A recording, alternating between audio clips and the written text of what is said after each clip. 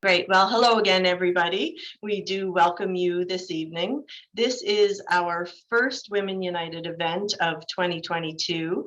And while we had hoped to be together in person, here we are again around the screen, although we're getting quite good at it now 2 years in.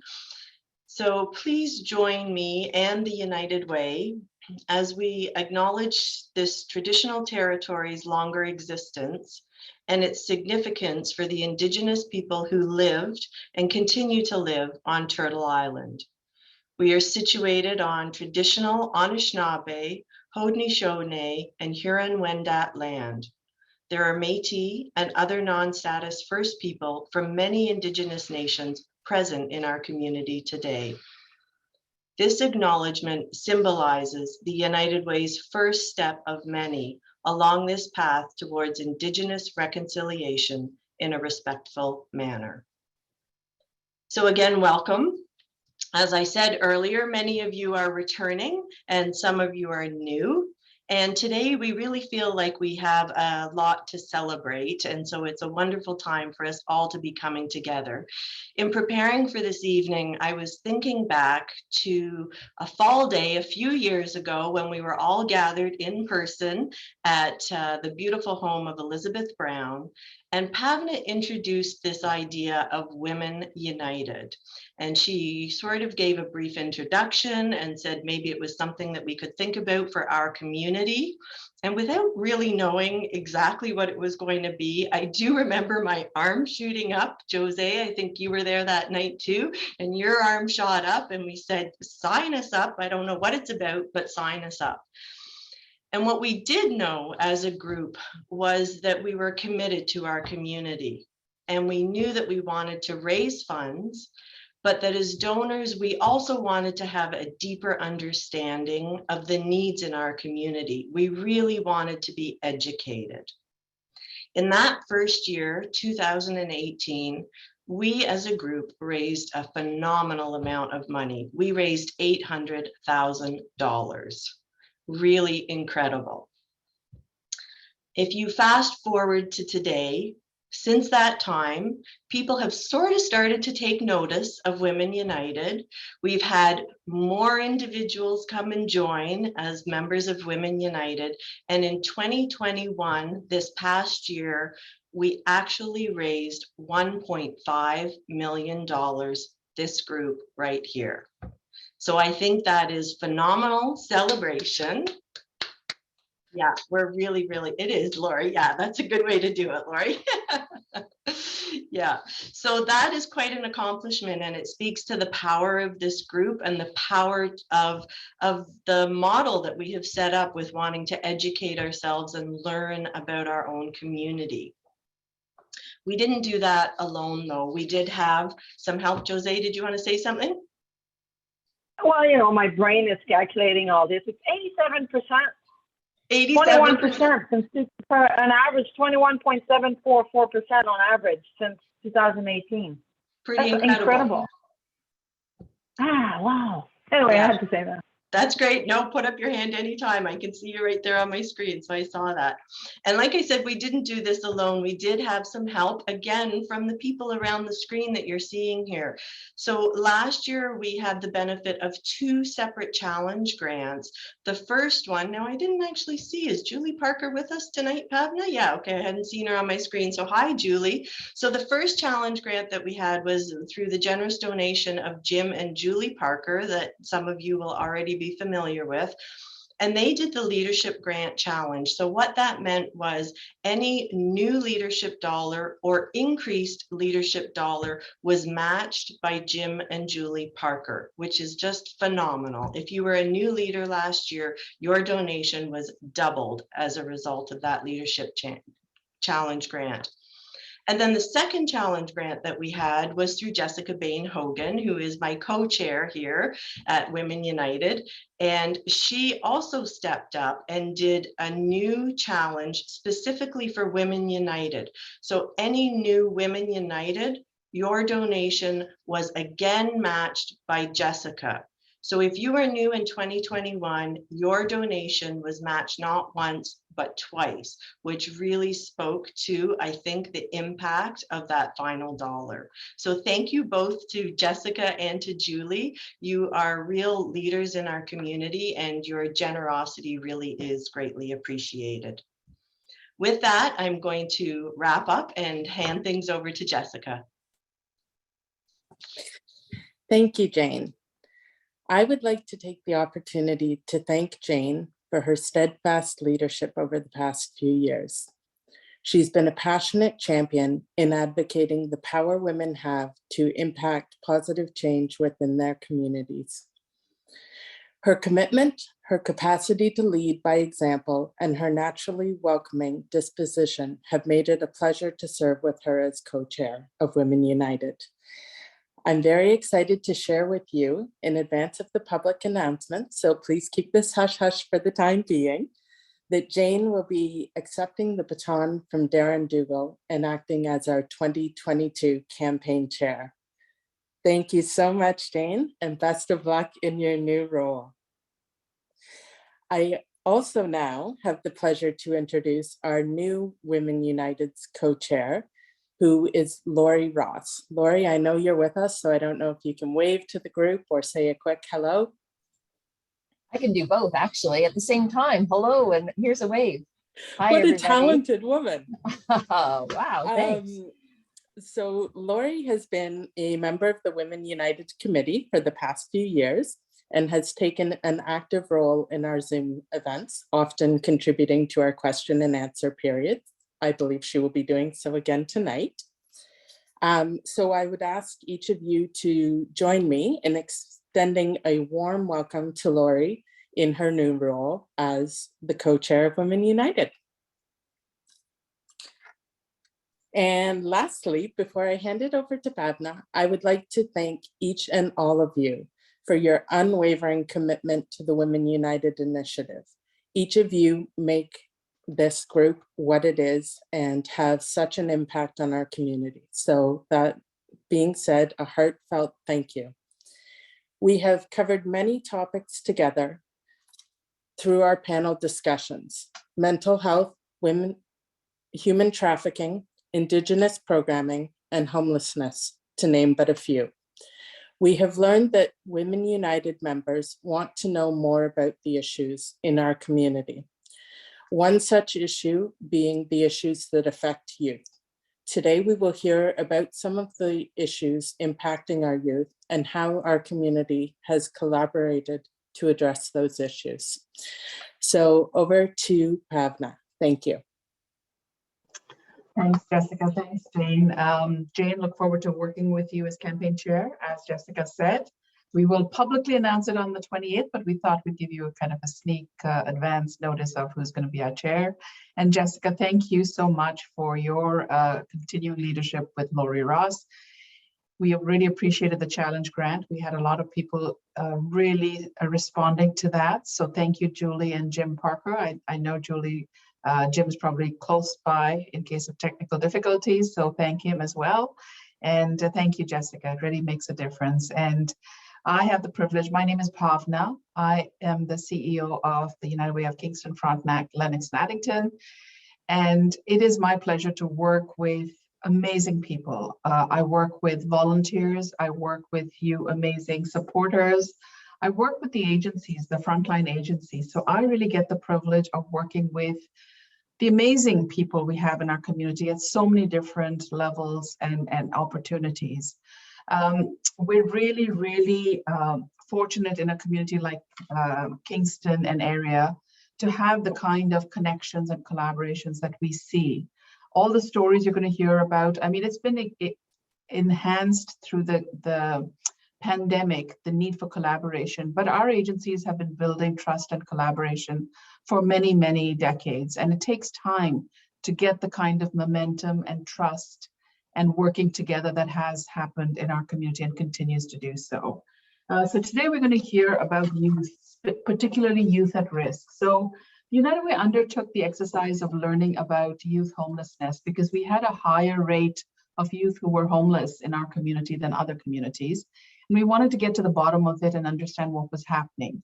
We have since brought it down with very intentional strategies. But what we have also done is listen to youth. The voice of youth has really been what has driven all our strategy and all our direction. And the agencies around the table that you hear from today and others were instrumental in bringing their youth together to talk about the issues. And the youth told us very clearly what we needed to do as a community to support them. So some stats to start with. 30% of people now experiencing homeless are youth. And this is down from the 50% that I talked about. 30% of people who are homeless in our community are between the ages of 16 and 24. We do a point-in-time count regularly as the United Way, and here are some things we learned. The average age that youth become homeless is 17. Approximately 30% of youth who are homeless identify as Indigenous. 25 to 40% have identified as LGBTQ2S+. The number one reason youth have told us they are homeless is family conflict. And today you'll hear from Vivian about a program that was started, designed by youth on how we could address this issue. Addictions and mental health are other reasons youth may become homeless. That's what they told us. And again, you'll hear a lot about that, about what's being done to help youth who are struggling with these issues. 80% of youth who are homeless told us that they experienced mental health challenges. 50% have substance use issues, whether it's their own or someone in their family. So the youth plan was designed really to start addressing some of those issues. And one of the things the youth told us that they needed was a centralized space. It sounds so obvious, but for some reason it took the youth to tell us this, a centralized space where we could bring all the programs together, because they said, we don't know where to go. If we have this, then we go that. If we're at this age, we go somewhere else. If we need help with financial assistance, we have to find another source. So we brought it all together in what's called One Roof, the Youth Hub. And today we're going to start with a virtual. We had hoped to give you a real tour in person, but we've settled for a really excellent video. It was shot this past week. And so Claire is going to help us with a video that tells us more about One Roof.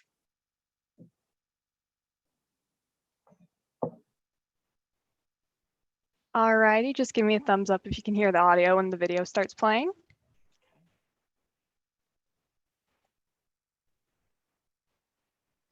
Hi everyone, I'm Leanne O'Mara and I'm on the board of the United Way here in KFL&A. I'm excited to be here today with our co-chairs of our Women United group. I have Jessica Bain-Hogan and Jane Lapointe, as well as Aiden from One Roof. We're here to learn a little bit more about One Roof, and the United Way is really excited to be a partner with Home-Based Housing on this amazing place, and Aiden is going to tell us a little bit more about it. Thank you, Leanne. Welcome to One Roof. My name is Aiden DeRose, and I have the privilege of being the supervisor here at One Roof Youth Hub, a United Way sponsored building. So One Roof, what are we? We serve youth ages 16 to 24 from all different walks of life. We have youth struggling with addictions issues, youth looking for a quiet space to do homework, youth in need of counseling, youth in need of housing support, youth in need of crime prevention supports, and just about any issue you can imagine. We have a wide array of youth coming through our doors every day. So far in 2022, we've already had 111 unique individuals accessing this space. Wow. Phenomenal bunch of kids here, again, from everything from pro-social activities to counseling supports and everything in between. We offer a drop-in space where we're currently standing right now, operating from 8:30 to 4:30, Monday to Friday.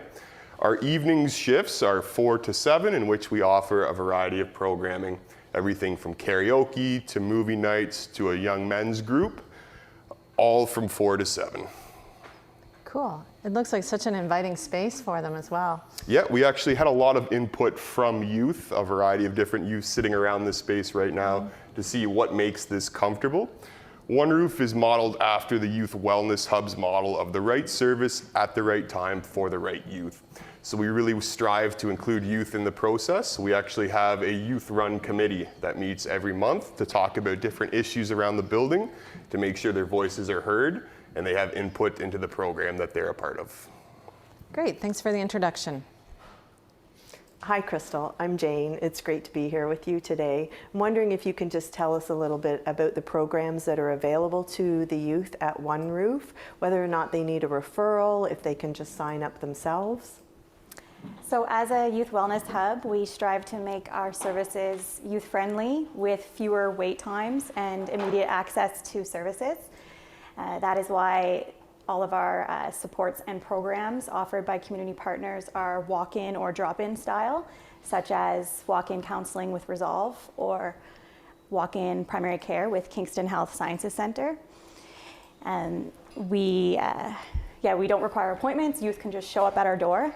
We offer a no wrong door model of care here at One Roof, which means that when a young person comes to our door seeking assistance, they've come to the right place, regardless of whether or not they're here for mental health or addiction supports, housing and homelessness services, cultural supports, or education support, whatever it is that you need, we've got you covered here at One Roof. We are a safe place for young people from all walks of life, and everyone is welcome. That's a great expression, no wrong door. Yeah. Programming runs from Mondays through to Fridays, beginning at 8:30 a.m. and going until 7 o'clock in the evening.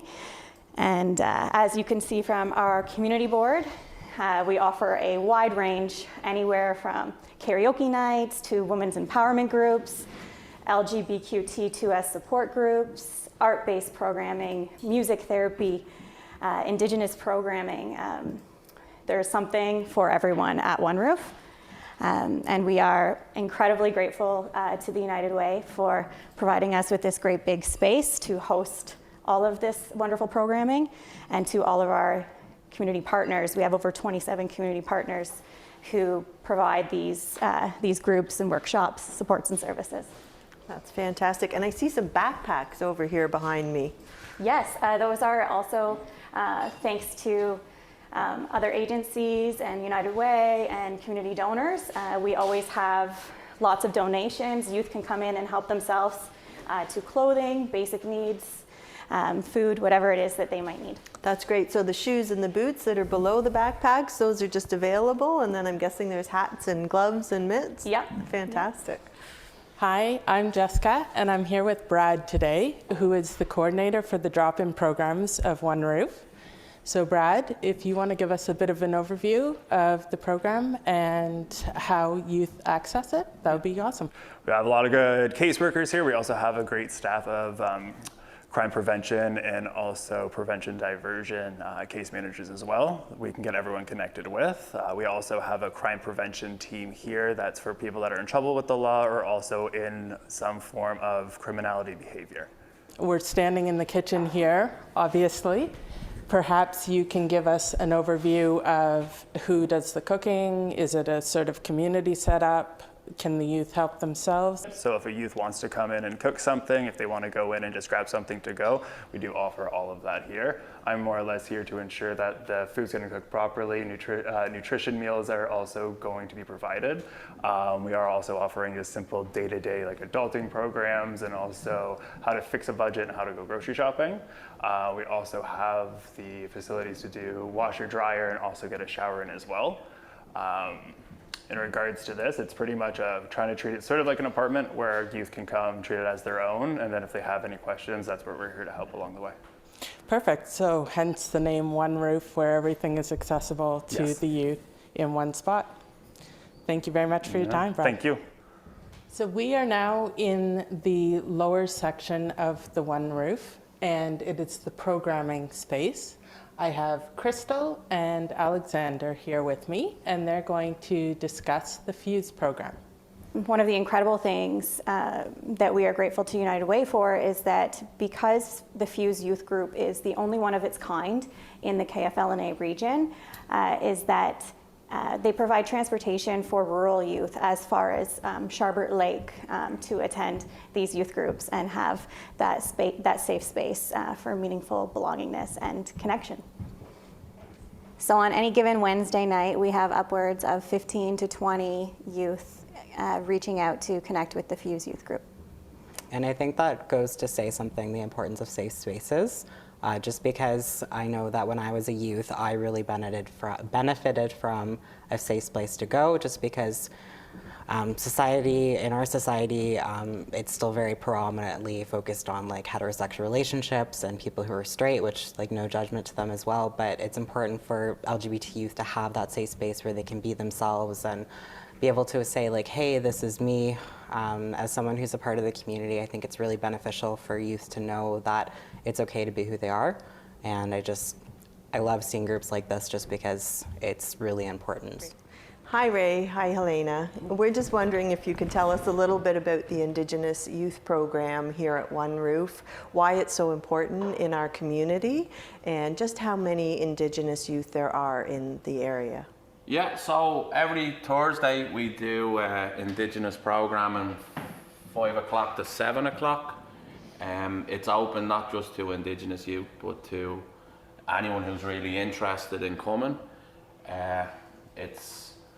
We do all sorts of things, like we have our commitment strings there hanging just above your head there. We've done all sorts, like we've done our commitment strings. We're in the process of making mitts with good minds and tying the naga.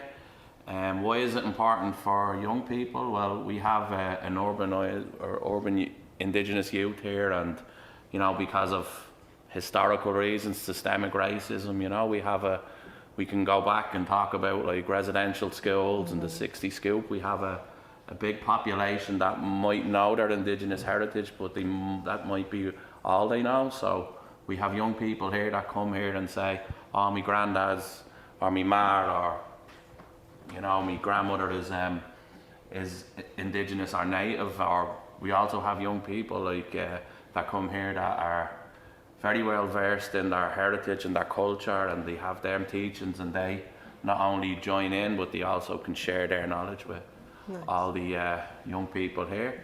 We get about maybe 15 kids each week, up to that. Some young people specifically come for our programming, and then others are the young people that would have been in the drop-in and anyways. Yeah, great.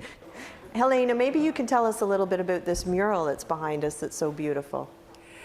Thank you for asking. And in the reference from the commitment string out about who our supports are, right? And so the United Way and Women United, who's helped me a lot in my life, and why I would like to help the people is important, what this mural is about and how I got to write the story. And then through my story that I just tell orally, through Mishomis, which is my creation story of the Ojibwe people, we came up with this. So I am the crane there. And when the story first starts, like anybody, you have to know that to get fire, how hard it is. And not only that it's your responsibility to keep your fire lit, but for the maintenance upon your fire. And I think that under One Roof and the concept of what we do here, that we want to teach our kids how to gain that and be self-sufficient. Seeing our kids come here from the school system and then supporting them to maybe Aboriginal employment and training, school, back to school. Housing is a big thing that our kids need, but the programming, they love it. They come out, they want to do the programming that's not, and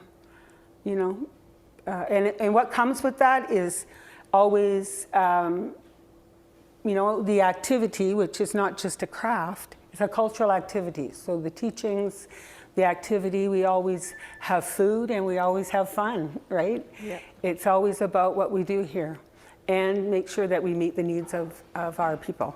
And so again, I want to thank you for helping our kids in what we do. Yeah, thank you very much. How would I say thank you?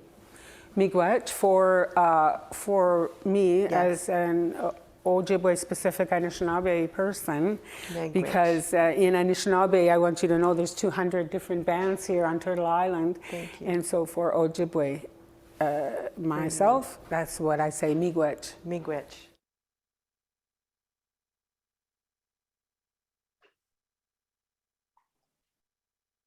Thank you. Thanks, Claire. And thank you to One Roof for allowing us to use your space and for this video. I found it very moving. I know we've got a longer version, but this was very great. Tara Everett is with us. She started One Roof. She was the leader who actually started to implement what the youth had told us they needed. It started with about 10 agencies, I think, around the table, and it's grown to 27 agencies offering support there. So they come from different agencies. Many of them are programs of the United Way funds. Some of them are government programs, but they all come together. And one of the primary tasks is really to help youth who are at risk, who are homeless, who are struggling. And we've got some amazing frontline staff who do such amazing work. And today with us, we've got Sarah, who will tell us a little bit about how they help youth transition to permanent housing or transitional housing. And Crystal, who manages the hub and has worked with the youth shelter, will wrap it up and tell us a little bit more about the services there. So Sarah, can we start with you? Absolutely, yeah. Hi, everyone. My name is Sarah. I am one of our Youth Housing First case managers over at One Roof. So there was a little spiel about homelessness and how we do that in the video. Unfortunately, there was a bit of technical issues, so I thought I would just give you a little bit of summary of our housing and homelessness programs. So young people accessing One Roof who are homeless or at risk of homelessness and are between the ages of 16 and 24 can get to connected to housing supports really by connecting with any of the staff that they meet in the drop-in. Those staff members then refer youth to one of our 2 prevention diversion case managers.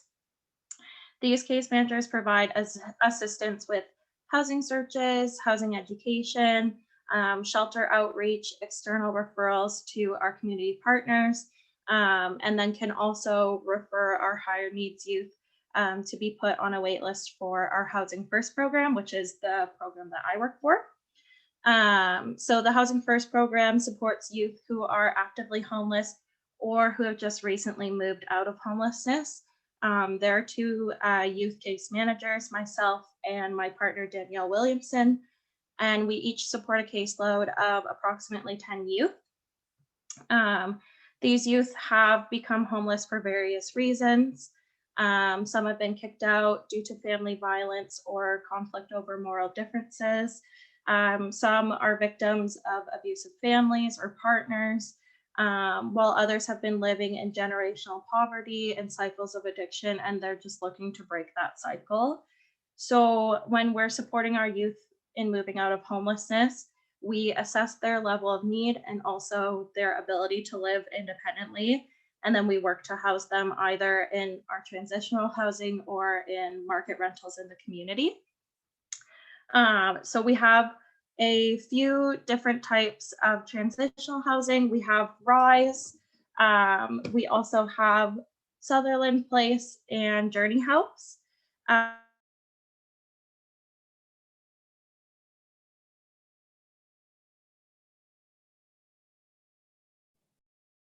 I think we lost Sarah for a bit. We love Zoom when it works. So maybe Crystal, if you want to continue. Yeah, I think she was, so she was saying we have Journey House and Sutherland House. So the transitional and supportive housing programs that we operate under home-based housing, United Way funds those positions, as well as with the Housing First and the street outreach programs. And oh yeah, she's gone altogether. Sorry guys. So yeah, and so with One Roof, when we talk about, I know Pavna had mentioned, or she touched on how for young people, having that one-stop shop or no wrong door model of care is really important, because if you can imagine, being like a 17-year-old girl homeless for the first time, you're on the street, you have no idea where to go or what to do, and you arrive at, say, agency number 1, and they say, hey, we can help you with housing support. Your intake is going to be on this date at this time, but for financial support, please go to agency number 2. And then at agency number 2, it's you're going to have an intake at this date and this time, but for employment support, you're going to have to go to agency number 3. And then, so before you know it, there you are, 17, no money, no transportation, confused, traumatized, and you've got 3 appointments at 3 different agencies in the next week. And that can be a lot for a vulnerable young person. It can be a lot for any person, but especially a young person who is just learning to navigate the big, scary world out there for the first time. And so that is why One Roof was created. I'm not the genius who created that, but you'll hear from her in a little bit. But it was created to eliminate those barriers for at-risk youth in our community. And I can speak from, witnessing it over the past year and a half. It really does work, and it really does make all the difference to have all of our community partners working together and collaborating. And just the partnerships are amazing, and we're so grateful to the United Way and Women United, and just even showing the interest today and like spotlighting on One Roof. We really appreciate having that. So thank you to everyone. And I just want to say I'm so sorry my computer decided to update itself right in the middle of my spiel. Timing. Hopefully Crystal touched on all the things. I don't know if there's anything that I think one thing that I wanted to add that I don't know if Crystal added was with the Housing First program in the past 3 months, we've housed 7 different youth. 5 of them have been housed in transitional housing, 1 of them in a market rental, and 1 of them in a motel room. Obviously, there's still a lot of people to house, but always good to celebrate the successes. So, and again, I'm sorry for my technical difficulties.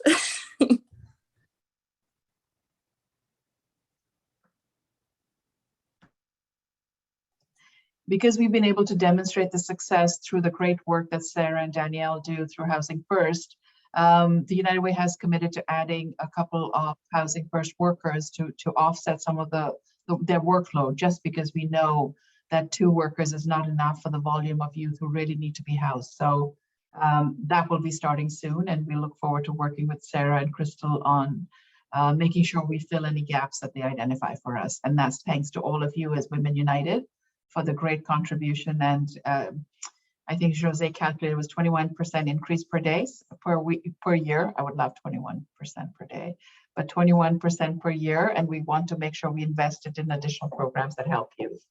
Speaking of some great programs that support youth, we have with us Addictions and Mental Health Services today. And we've got Carol Ravness, who's the Executive Director of Clinical Services. We have Caroline, who actually runs the FUSE program that you heard about in the video. And we have Matt, who has worked very closely with youth. He's kind of the mobile worker who goes wherever youth are and supports them. So I guess I'll turn it over to you, Carol, and you can talk about that. Thanks, Fabna. And I'm just gonna try and share a screenshot here. Hopefully this comes up. Everybody can see that? Okay. I, like everybody else, extremely appreciative of Women's United for this opportunity to be here and for the extraordinary support. Very, very humbled by you as a group and your support to those in need. And never before, and I know you probably heard this last year, but the need's greater this year. Especially when it comes to youth. And so really appreciate the opportunity to share tonight, and really appreciate that you give people an opportunity for a new life. And thank you so much. I just really want to have just a couple lines. Addictions Mental Health really support youth from 16 and over. We work with our partners like One Roof and home-based housing and Maltby and all the various other providers, and really as an integrated part of care. The need is greater than ever. And Matt, who's on the call with us, will talk about the youth shelter potentially, and how much time he spent there as a youth worker, because there are a number of individuals who are youth who are displaced from a place to live. So I'm going to turn it over to the experts really, because it's them that do the hard work. So first to Caroline for a couple a minute or so, and then to Matt. Caroline. Hi, everyone. As the Fuse facilitator, I have the opportunity every week to see just how impactful Fuse is and how much it means to the youth.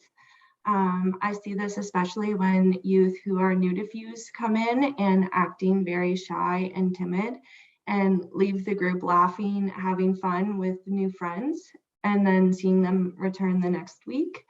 Some direct client feedback I have received about Fuse involved the youth explaining how they finally felt like they belonged to a group of people and how welcomed they felt, which was something they hadn't experienced in a while.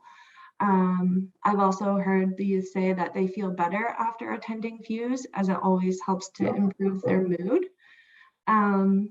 Attendance at Fuse continues to increase, which just shows how valuable it is to our community of LGBTQ2S+ youth. Thanks, Caroline.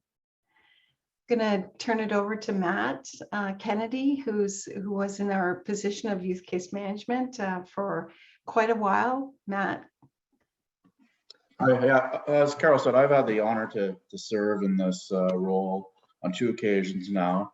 You know, it started back May 2nd, 2016 as a pilot project, and it's only developed and grown over the years, and it's going to continue to evolve.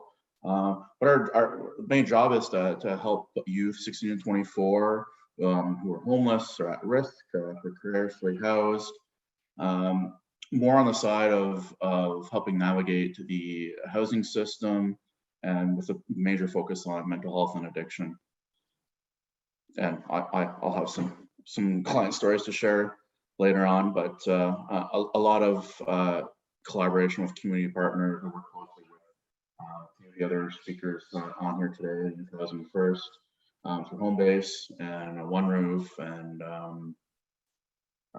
even the Kingston Youth Shelter.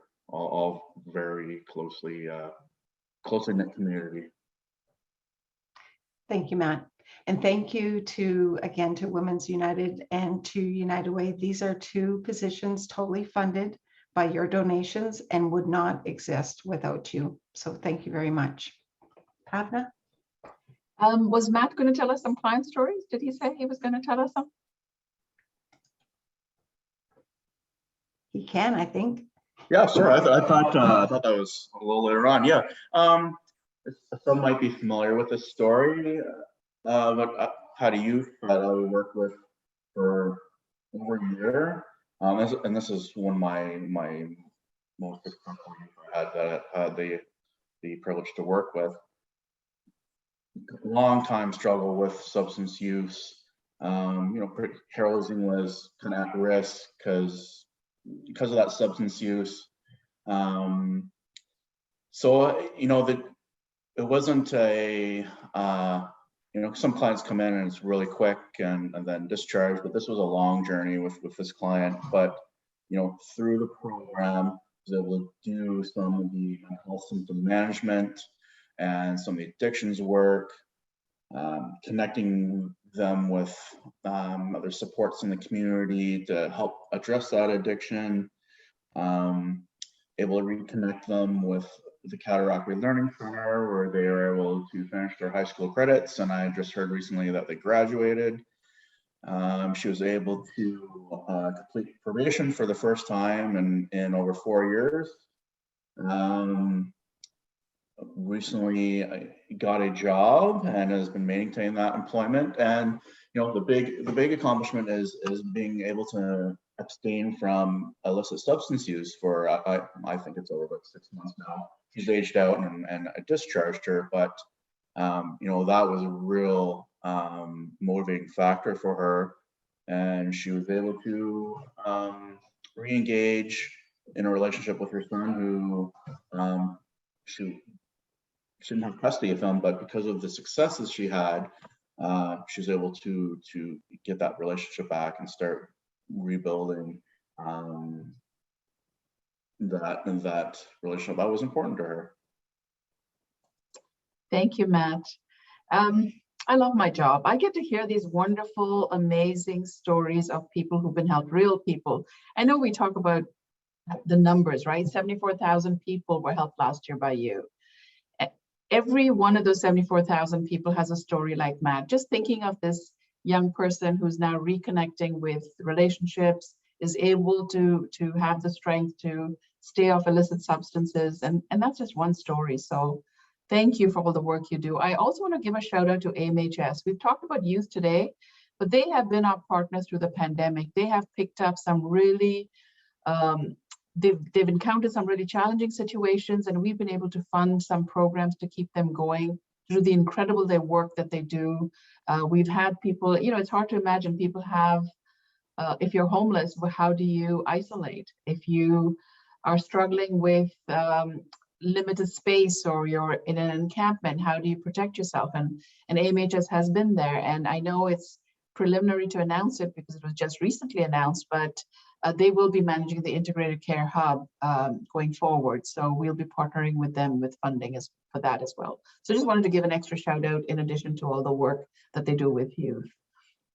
And now we're going to turn over to Kingston Youth Shelter, who have been around for 20 years, actually. As long as I've been in this community, they started that many years ago. And they have really expanded to be this really amazing organization that provides a lot of support to youth. They're usually the first point of contact for many youth who just don't know where to turn. And so with us today is Vivian, and Vivian runs their family mediation program, which, as I mentioned, was designed by youth. And I'll turn it over to Vivian. Hi, everyone. Thank you so much for hosting this event. This is amazing to hear all the success that Women United has had. So as Pavna said, my name is Vivian. I am the family mediation worker at the Kingston Youth Shelter. And my organization works very closely with One Roof because we serve a lot of the same people. We collaborate really often to help youth meet their needs and their goals. So whether that's looking for housing or building a support network through the programs that are offered at One Roof, or finding mental health support, or even basic needs like food and a bed for the night, you know, things that we often take for granted. The Kingston Youth Shelter offers 3 approaches to ending youth homelessness. The first that everyone thinks of is the emergency shelter. The second is transitional housing, and the third is family mediation. And our emergency shelter and transition homes do amazing work to help youth that are already experiencing homelessness. But family mediation is different. It's a proactive approach that aims to prevent homelessness altogether. So some of the youth that I work with are staying in shelter, but the vast majority are people that have never entered shelter, but they're experiencing some kind of issue at home, some kind of problems that are creating this risk that they will become homeless. And years ago, like Pavna said, when the United Way surveyed homeless youth and discovered that family conflict was the #1 reason that youth experience homelessness, this program was created to address that issue, and it is entirely funded by the United Way. It wouldn't exist without the support of people like you. And it's been a very successful program, helping 90% of the youth referred to either remain at home or to return home. And we've, over the years, have expanded it as well. So it used to serve youth between the ages of 16 and 24, and now it's 14 and 24 in the KFL&A area. So I'm helping youth that are a little bit younger that wouldn't even be able to access shelter if they were to experience homelessness. And referrals to family mediation are very simple. All they need to do is call the shelter, and the staff there are going to connect them to me. And youth don't need to make referrals themselves. One Roof staff makes referrals all the time. Parents do, teachers, adolescent care workers, really anyone who's in contact with the youth can submit a referral.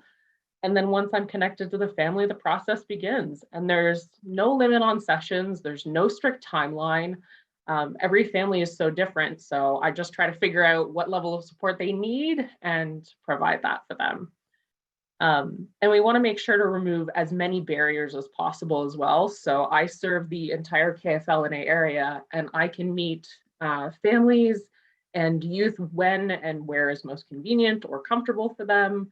So that means oftentimes I'm meeting with youth at One Roof, which is great because then I get to introduce them to One Roof and show them all of the cool programs that are there. And but I'll also meet youth at their school, at coffee shops, you know, in their home, after school and work hours. So that removes the concern that youth aren't able to access the service because, you know, they're in school or their parents do shift work or they live outside of Kingston and they don't have access to transportation.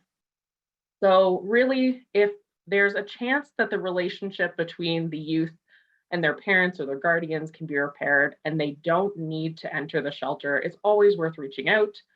And it reduces the chance that they'll enter the homelessness system when they get older as well. And that's really the mission, is to ensure that homeless youth don't become homeless adults.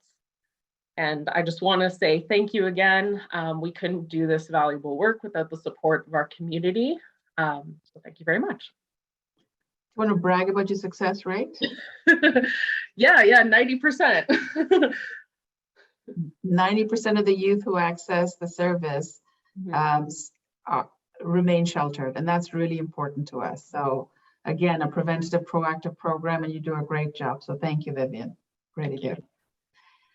Our next speaker is Tara Everett, and Tara was actually, Tara used to work at home-based housing and was the driving force, and I mean force, in designing One Roof. I know we as the United Way supported the inception, and Tara was in a tearing hurry, no pun intended, but really wanted to get going, and we kind of suggested that she work with a group of people, and she did, and came up with this amazing concept and really honed in and developed and strategized, and look where we are today. In addition, Tara is now at Resolve Counseling Centers, and she is working closely with us and a number of agencies to develop a peer support program. So we're very excited to introduce that to you. It's in the process. It's about to launch this month, actually. So I'll turn it over to Tara. Tara, over to you. Thanks, Pavna.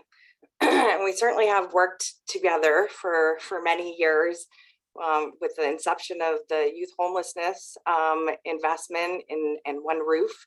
And so again, I want to echo everyone else here for the commitment from the United Way and the Women United.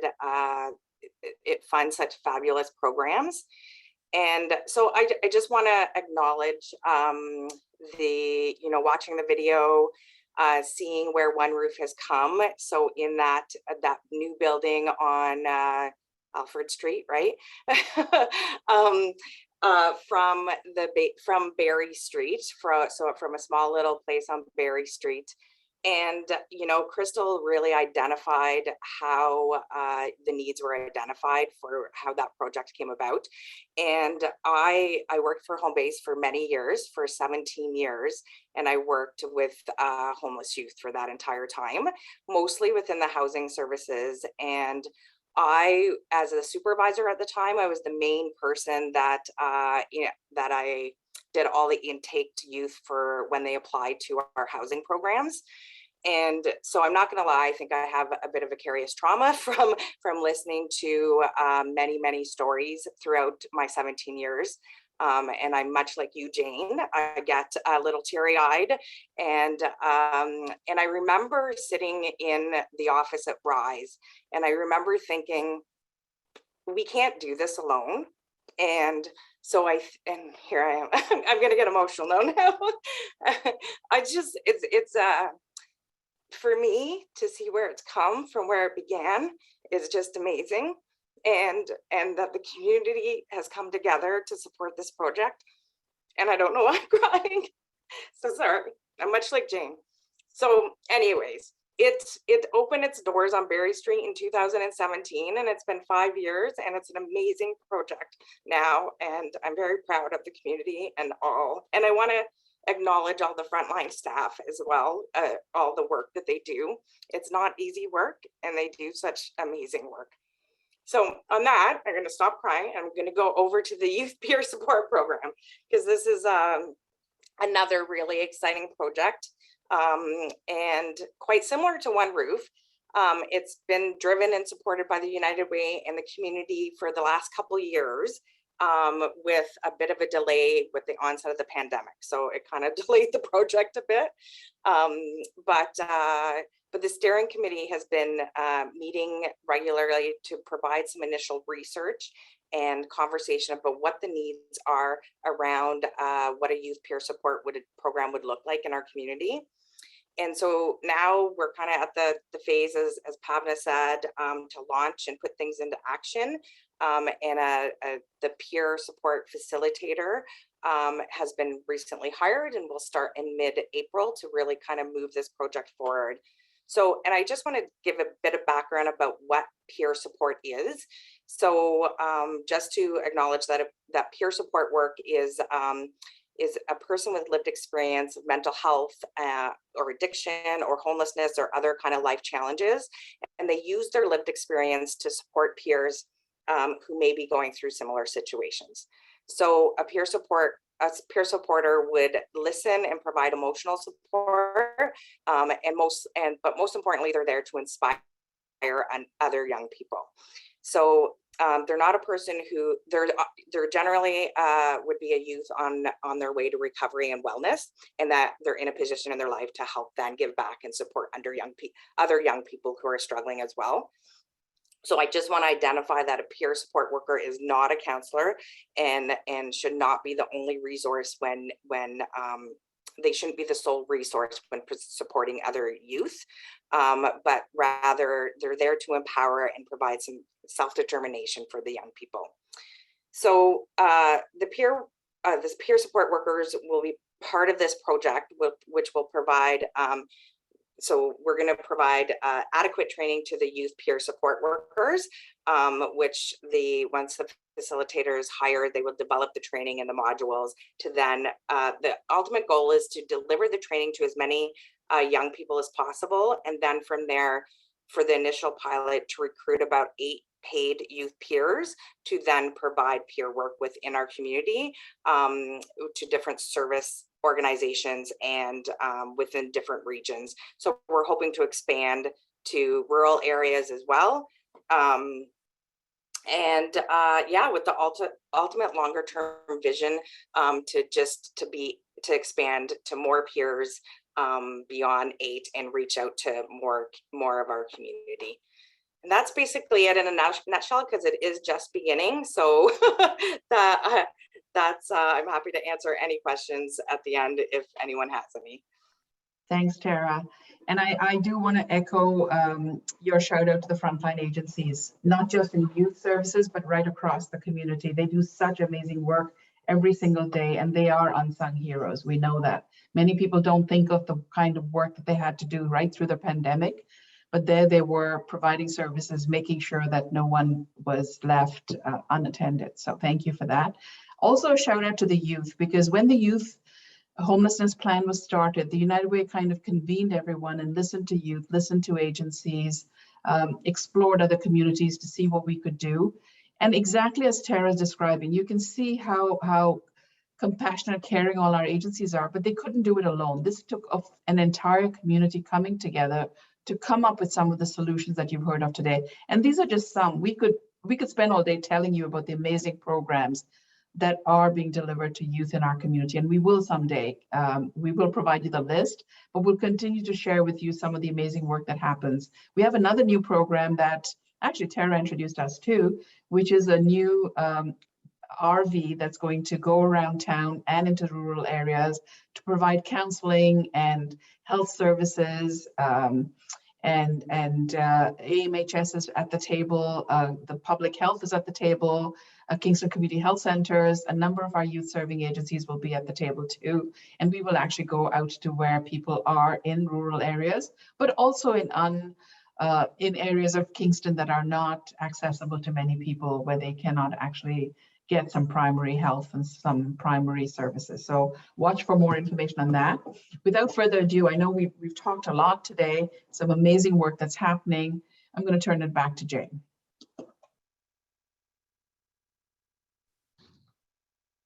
Sorry, you're turning it back to me? We've finished everybody on the panel now? Yeah?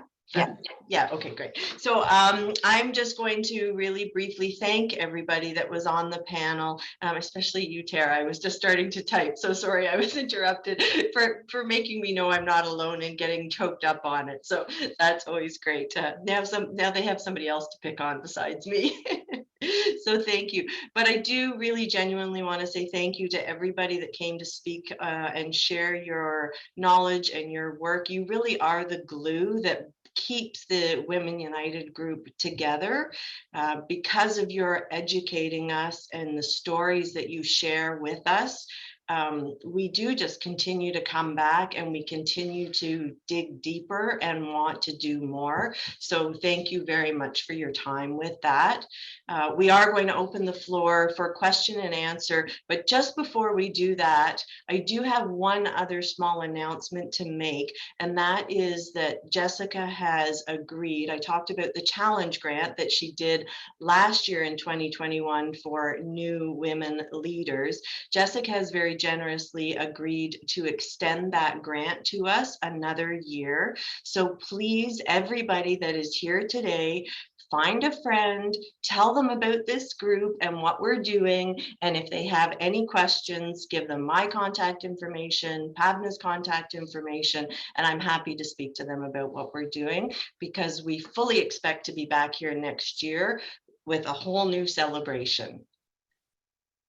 So with that, thank you, Jessica. I'm going to open the floor for anybody that has questions for our panelists. I think that we got Kim and Laurie that are going to walk us through. I noticed Carolyn. I think Carolyn Davis was one of the first ones in with a question. So why don't we start with that one? And Carolyn's question was, I think back over to our housing folks. Will it be possible to find housing for all the youth who need it? So maybe Sarah or Crystal would be the right folks to answer that. Yeah, so I had actually replied to her in the chat, but I can just kind of say what I had written in the chat. You know, with the way that our caseloads are right now, especially for myself and Danielle, we each have 10 young people on our caseloads, and we have more waiting for additional supports. That being said, we do have about half of our caseloads are housed right now, and we're working really hard to get the rest of them housed too. Obviously, there are some challenges, you know, with the way that the rental market is right now and the limits that we have on transitional housing and things like that. But we work with a really great group of young people who are very motivated, and we're, you know, working as hard as we can to get people as housed as fast as we can. So, you know, hopefully that is a goal that we can reach at some point in the future. You know, we're just doing all we can. But Crystal, I don't know if you have anything you want to add, but.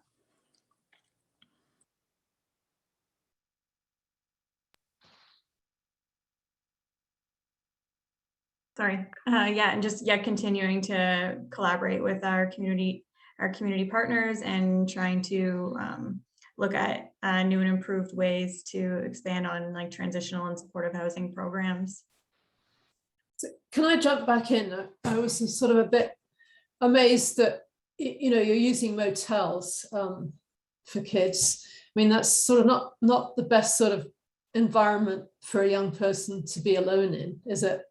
And I kind of was a bit worried about that. So I'm also wondering, you know, with all the new housing that's going up in Kingston, is the city really paying adequate attention to really, really affordable housing? Or is it, you know, lip service and it's the definition and that's that? I can answer that, Caroline. We've all been consulted this week by the city, and they have heard loud and clear from, I know Carol has a hand up, so I'll turn it back to her. but we just consulted with the city and gave some really strong, and the staff at least are very willing.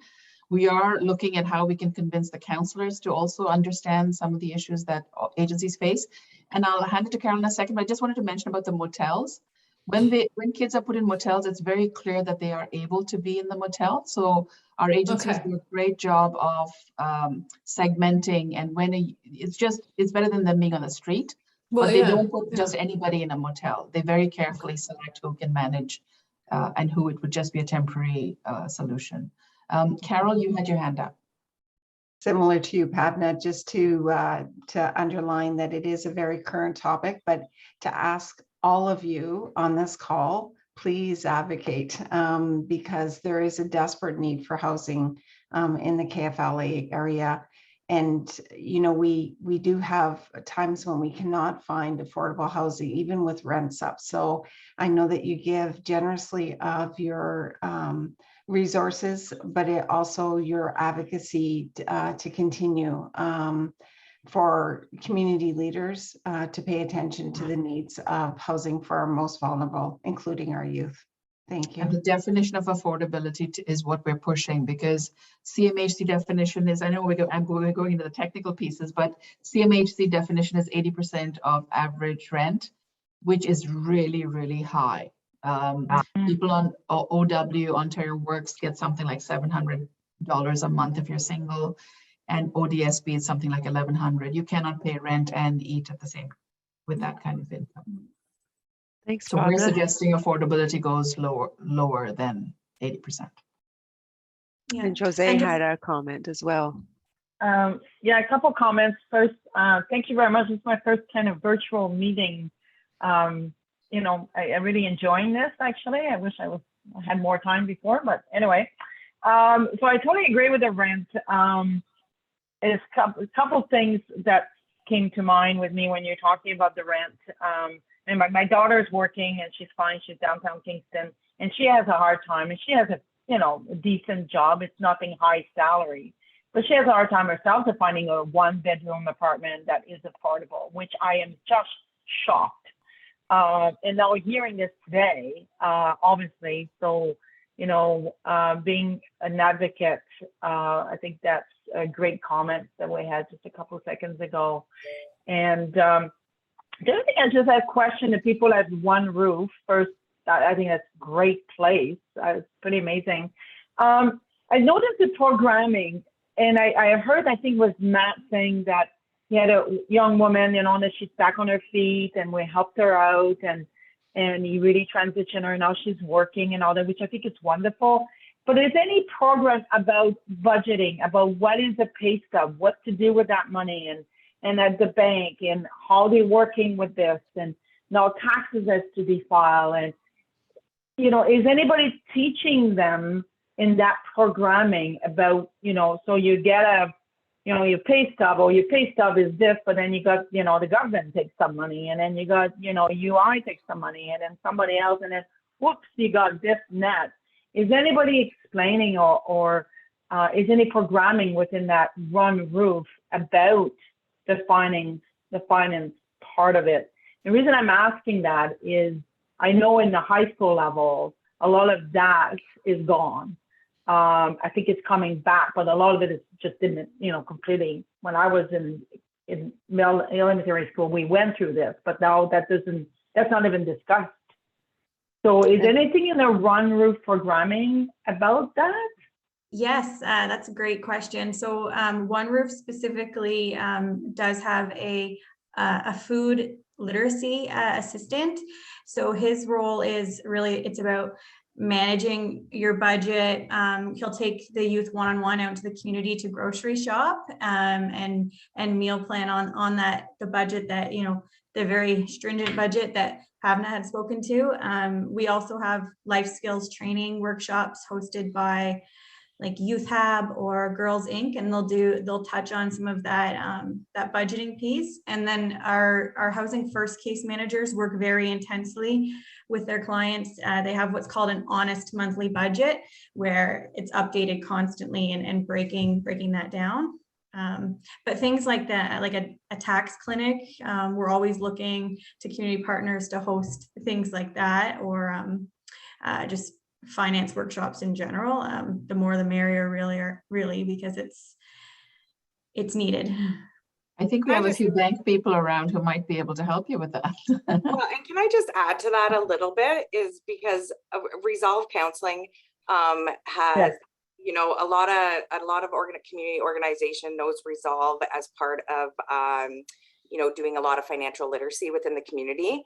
And recently, due to changes, you know, we're unable to provide those free services anymore because of that reduction. And it's something that's really challenging to get funding for. Is we have really, you know, we have staff at Resolve with a financial background that are really able to dive into more than the basic budgeting and dive into some of that. But it's unfortunate because it's really challenging to get those pieces funded, right? The financial literacy across and that's not like, that's just everywhere, right? And I think there's so many people struggling. Recently, the United Way and the city has helped support a financial empowerment program for women. And so that's been very beneficial. But I do just want to add that in, is the financial resources is really important for young people as well. Julie, did you have a question? Thanks, Tara. I think you might need to unmute, Julie, if you can. That's better. You can hear me now? Yeah, that's great. Yes, I want when Josie was mentioning about the young woman who was had abuse and substance abuse problems and is now on her feet. Is there a continuing program for the parent, the friend, the family member, or whoever was the support person for that young woman? Because I know that at the best of times, people with the usual problems, but not deep problems, can have difficult relationships with their family members. Just wondering if there's a support system for that person, for those people. I can start the answer for that, Julie, is we do have, thanks to United Way, again, United Way, a family support worker. And we presented, that might be the story that Matt presented and this actual young woman presented at the kickoff of last year's campaign. And we got a number of referrals to our family support program after that, because it was parents on that call who were concerned about their children and didn't know where to turn and really wanted support for themselves. So thanks to United Way, we've got a full-time person. It's one person, but so far she's managing, and she provides family support, counseling, as well as a group. Wonderful, thank you. And I just wanted to say that it's so good to hear about all these programs. It's mind-boggling just trying to keep pace with what services are where, but you all know what you're doing, and you're doing a wonderful job. Thank you. And I need some tissues, Jane. Carol. Marion, I think Marion. Yeah. Oh, sorry. Me? Yeah. I wanted to ask Tara Everett once again about the peer support. About the peer support. Peer support means that one troubled youth asks another troubled youth. How do you work that? It is a person with lived experience. However, they are, you know, they're on their road to recovery, so they're not in the midst of the chaos. And so there is a lot of value in supporting other people who are going through similar situations. But that is why it's crucial that this is a community project, and that there is a facilitator able to monitor the peers themselves to make sure that they're okay. Oh, yeah. And so that will be a big part of the program. Yeah, and I also wanted to ask, I mean, all of you get some money from United Way, but none of you get all your money from the United Way. So where else are you asking? Terrible question, isn't it? I mean, So, Mary, maybe I can help with that, just because yeah. with all our agencies, Oh, there you are. we try not to make any agency too dependent on the United Way. So we will fund, but there are some programs, we make the exception with youth, where we actually fund programs 100%. In all the other agencies, we say we'll give you a portion, you find the other portion. But with youth, we don't want our agencies to be worrying about where they find the difference. So with youth programs, we actually fund a lot of programs 100%. The government does fund some programs, and we're always monitoring. But there are a lot of gaps. So they won't fund a certain age, for example, below a certain age or over a certain age. So we try to balance that. Some of our pilot programs, like the Intersections program that we funded through a youth diversion, they built a case, and then we lobbied the provincial government to take over the funding of that because we had proven the case that it was worth the ministry funding it. So we're also working very closely with the city, who is the other large funder of social services. And they are working very closely with us on what they can fund and what we can fund. Again, we try to fill the gaps as much as possible. And we really staunchly believe some programs we will continue to fund because they're just so valuable. Our agencies do a great job. They don't always have the time or the resources to hire fundraisers. So we're being a little, I know we have a lot of volunteer reviewers around the table. So in some cases, we just suggest, so long as they've got some other sources of funding that they wouldn't collapse without United Way, we don't expect them to go out and do bake sales or events because we know that they don't have the time for that. Does that answer your question? Oh, yes, thank you. I believe, Jose, you had a question as well. Sorry, I interrupted that. Well, it's kind of a question. I'm trying to understand the system. My husband's mentoring a youth right now who is 26. And since COVID, has been in and out of TGH 3-4 times in the lockdown mode. Not very good. All to do with addiction. And so I'm trying to understand when you're saying to 24 and then after that, what happens? Because the last time he was there, just a month and a half ago, he had 4 different doctors, no consistency. Oh, no. Thank God his dad is awesome. He's just been at our house doing maple syrup to kind of help him out to be outside. So I'm trying to figure out, is this like maybe, or, elections coming here? Is it at the government level that's happening that there's not enough funding because the doctors are also over capacity, or like they extended, they just can't keep up. And with COVID, it's got worse. So what's the transition when you're talking about 24 now is, you're 25, 26, and then what happens? What's the transition like? That is definitely a government issue. It falls under healthcare, so we can't quite fill the gap. But definitely we have been working really hard to convince the government, and KHSC is actually very receptive to us, but there's just so much they can do. They actually had, I don't know if they still do, and Carol can answer that. They used to have a psychiatrist who actually crossed both, but I'm not sure if that's sustainable for the volume of work that they're seeing now. Carol, do you want to take a stab at that? Yeah, and I'm not sure about the psychiatrist, but that's one of the reasons why addictions mental health gets involved with youth, is to help people transition into adult services, because we have adult services too. And Matt could certainly talk about that. Caroline could talk about that. So that if you have needs beyond 24, we're also, I think all organizations really struggling still with COVID. We still have a number of people who are positive amongst the staff, especially right now. So I don't know if that's affecting Kingston Health Sciences Center, but it certainly has been an issue for a lot of service providers during the pandemic. Yeah. Thank you. Yeah, that's a great question. And Carol, you mentioned the staff shortages. So, again, through the pandemic, our agencies have done such great work trying to keep their staff safe and to keep their clients safe. We do recognize staff shortages. So there is another committee that the United Way's convened, the Homelessness Collective Impact Committee. And we're looking at some of those issues like discharge planning from healthcare and corrections, both federal and provincial. We're looking at staff shortages. We're working with St. Lawrence College. We're working with We're looking at also compensation. Our board has approved us working with agencies on helping them develop a compensation framework to help retain staff, because that's really a challenge right now for many people. There are lots of different areas of work that we're doing, but those are some of the systemic areas, and we do have the government at the table as well.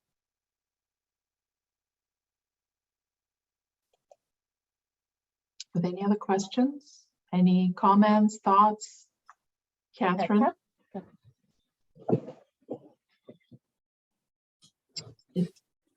I think you're on mute, Catherine, sorry. This was absolutely wonderful. I think the opportunity that all of you who've spoken and to see the agencies and you, Pavna and Jane, to enable us to have this kind of comprehensive view of especially what's available for youth and beyond, thanks to some of the questions, was just wonderful, and not something I don't think that you could possibly have provided if we weren't on Zoom to this extent. And that's one of the wonderful things that I've found about these sessions, and today was even more comprehensive, is that you've been able to provide us with an in-depth look at what you're doing. And as much as I've enjoyed traveling around and seeing the agencies, which still hope to do, this has been really incredible. So thanks to all of you who work on this and provide this. It's terrific. Thanks. Thank you, Catherine. I had some questions too, and I'm not sure who to lob this out to, but it's more what more do you need? What else do you need? What's that burning wish list, and what's at the top of it? Who wants to start? Go for it, Sarah. Well, definitely housing. So that is definitely, all these supports are amazing. And I know all the workers at home base will say the same thing. If you don't have the housing, it's really hard to provide stabilization for young people, right? But I also think what we've seen too is throughout I think the pandemic has highlighted this too, is just the need for, general counseling supports, mental health supports. So, there is a bit of a gap in the system in terms of, so AMHS does great work. Typically they see clients that are really higher needs with their mental health struggles. And then, if you think of yourself and you needed to see a therapist, you likely need coverage to see a therapist, right? So a lot of young people, they don't have coverage, they're not covered. So the United Way does provide some support for youth counseling. So, I'm a big advocate that I think mental health should be covered under our Ontario Health Plan, but it's not. And so I would think, if someone needs access to mental health, they should be able to get access to mental health supports. Did anyone of our other speakers want to jump in? Yeah, I can just jump in and say I agree with Tara. Definitely housing is probably the biggest thing that we need. And I know we're working really hard on our upcoming supportive housing project, which is really, really exciting. And hopefully we'll be able to kind of support more youth with their transition into independence with that. And I also just think because of our wait lists, like what Bhavana said, which is really great about getting more case managers, because we only have 4 housing case managers in the youth system right now. I think having a couple of extra will really help get people off of wait lists and get them connected to the supports that they need, which is really, really exciting. So I was just going to say to spreading awareness, this is a powerful group of women and Matt, but if you could share, even just sharing United Way once it's released, like the tour video or the panel presentation, getting the word out there. And I think that's a big, huge thing. Thank you for that. Jose, I think Jose, I jumped in. You were going to say something too. It's me. I was just, I guess it's because we're mentoring that young fellow, and do you find, I guess it's probably to Carol, maybe even Tara, that the social media, the constant social media feed that's so negative news, like, you know, when you turn on your phone and what feed, it's all negative news, has an impact on all those youth, and how we get around that instead of, you know, type in good news stories. I taught that to one of my colleagues because she was tired of hearing about all the bad news. I said, type in good news stories and start looking at this every day, type them in every day. And then suddenly the feed's coming as good news, not bad news. And all the kids today are on this with a constant feed of bad news. You come up in the morning, it's just bad. It must have an impact.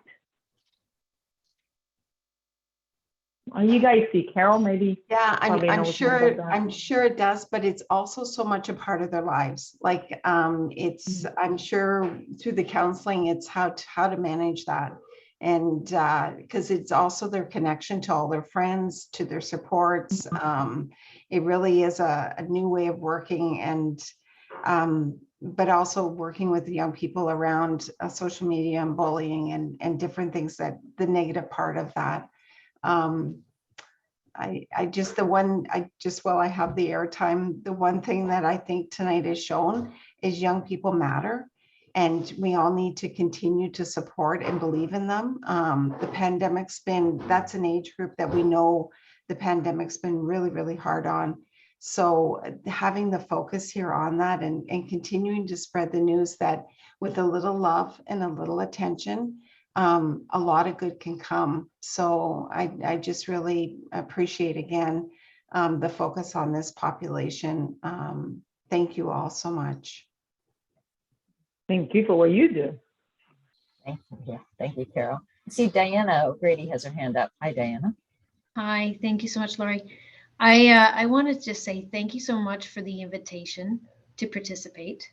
It has been an absolutely amazing hour and a half to hear about all the amazing work that you do. What I think is absolutely incredible, creative and innovative, is really bringing the services together. So the concept of One Roof is just truly a brilliant concept. And the access to the services that are so desperately needed are very broad, and you're really tapping into meaningful life skills for people.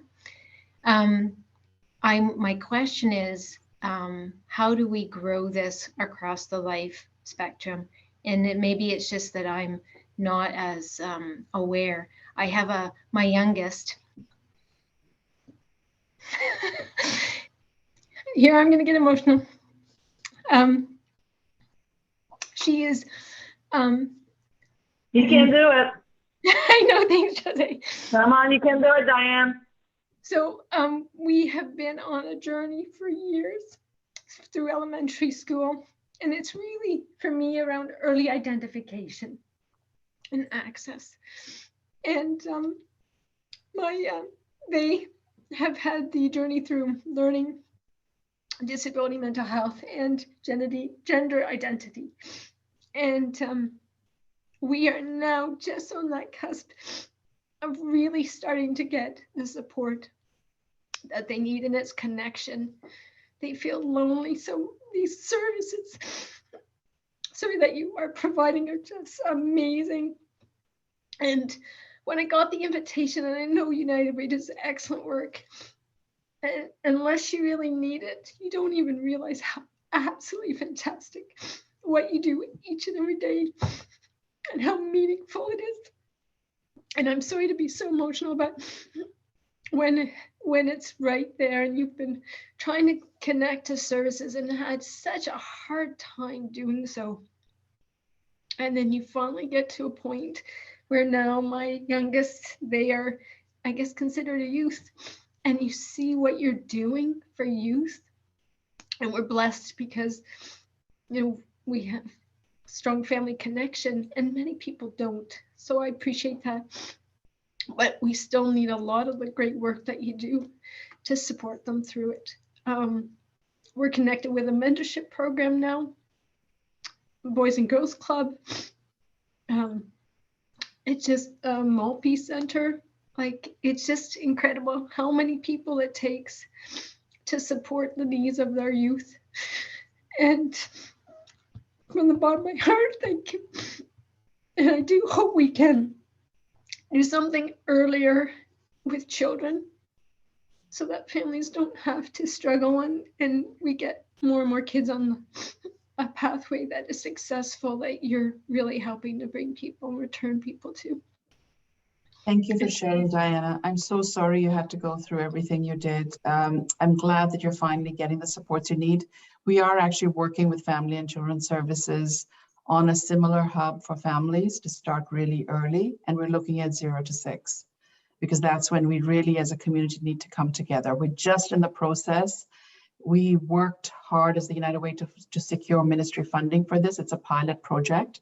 We're hoping that what we create in this community will be used by other communities. We're just in the starting point, but what I might do with your permission is have our the consultant that's been retained talk to you, so maybe we can get some ideas from you on what would have helped you earlier. Oh, thank you. Thank you for sharing. And again, I'm so sorry you had to go through you and your family. Thank you so much. That's very kind of you. And thank you for listening. Sorry, I'm like many of you, it's really sitting on our hearts and minds, and it's because we care so much that we're so emotional. Well, now you know the agencies. Yeah, you know the agencies are ready for you. So whenever you need to reach out, we'll connect you. Yeah, and whatever we can do as we go through these different parts of the journey with our loved ones. I love that you really listen to the voice of the youth, because that's critical, and that you're paying attention to family. So thank you. Appreciate that.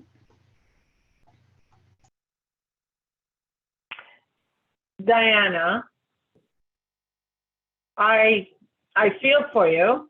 My brother in Montreal is going through that with my nephew, but never say sorry. Don't say sorry.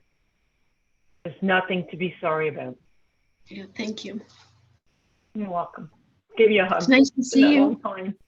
I know, Yeah. it's nice to see you. Okay, Jane, if that didn't bring your tissues out, yeah. So I'm gonna, maybe Jane and Jessica, you wanna have the final words? Jessica, I'm going to hand it over to you to thank you, and just Diana, thank you for sharing with us. Thank you to everyone for coming tonight, and for having the courage to share, the compassion to listen. Each and every time we hold one of these sessions, I'm always blown away by how deeply impacted everyone is personally, and also the amount of power that we are able to impact change. I constantly go back to one of our earlier events held at Linda Ann's place, where we heard stories from a sexual, Pavna, help me out here, the Sexual Assault Center. Yes. And speaking to the length of wait times. And everybody knows how paramount it is to be able to pivot quickly and to intervene in a perfect world even before issues have become an issue. And I think certainly to Diane's point, I have experienced personally as well, frustration in not being able to access supports in a timely manner. And so I certainly have empathy in that regard. And I think one of the most impactful things that we can do is to advocate, to amplify the message, to connect, and really get those squeaky wheels turning so that we can be there for one another. And without getting long-winded, I just want to say thank you again so much to everyone. Our next event, we are hoping to host in person at a wonderful agency here, which is Elizabeth Fry Society, on the 22nd. Of course, you will receive information closer to the time. And again, thank you so much, everyone.